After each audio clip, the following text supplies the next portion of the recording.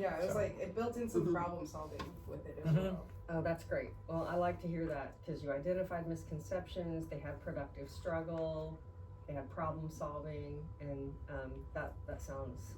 They also had fun too, I think. Like that was a Yeah, I couldn't really, get them to stop, actually. I think that's what kind of got them to really put a lot of stuff on paper, is that this is now a concept that's really like drilled into them, that they understand, and that they like kind of showing off that they understand how what most people think is kind of a complex.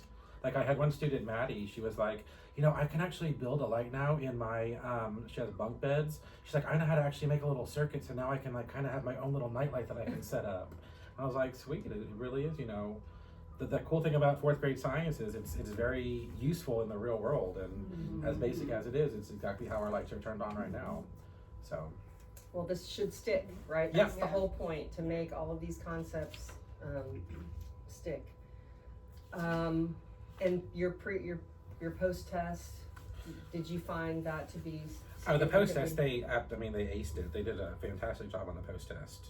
So having them label stuff on the post test is what really helped, because they were able to label the switches, which lights were on.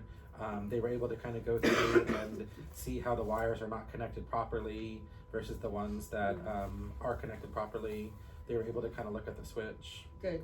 I mean, that's what we want. We want them to get more comfortable with the diagrams and make their own diagrams.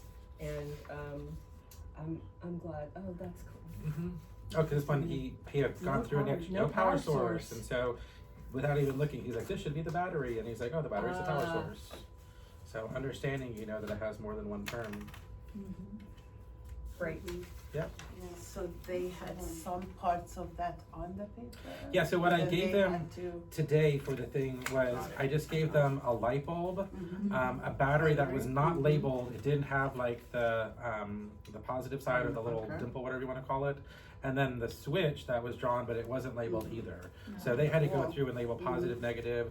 If the light bulb was on, they had to kind of show it was on. They had to label the switch. Yeah, I thought that was good scaffolding. Yeah, they didn't see that. No, they No, didn't. They they didn't don't see like this. that. So I know we did this, and then we did it one more time after, because I picked this one up, so I didn't want them to write on it again, so we could look at it.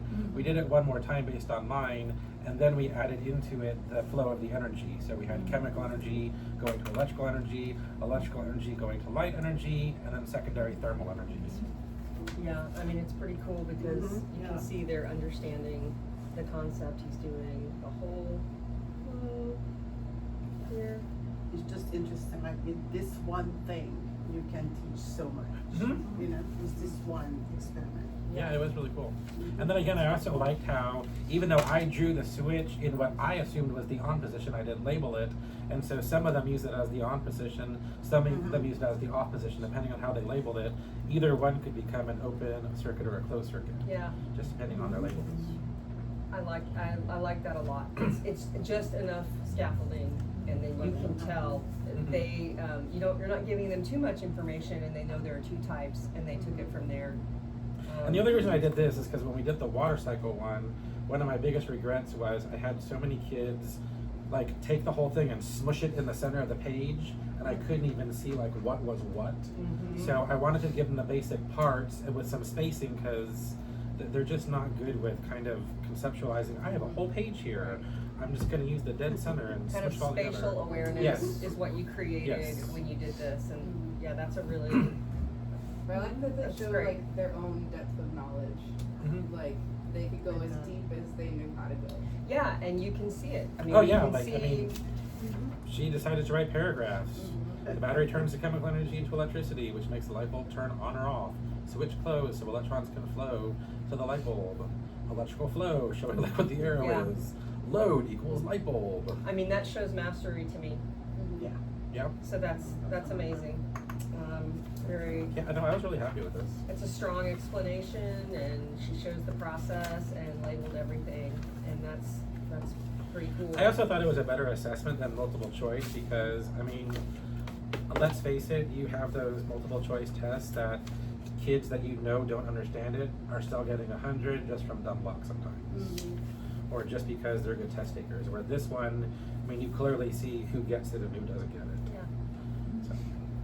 Awesome. So Thank you, fourth grade.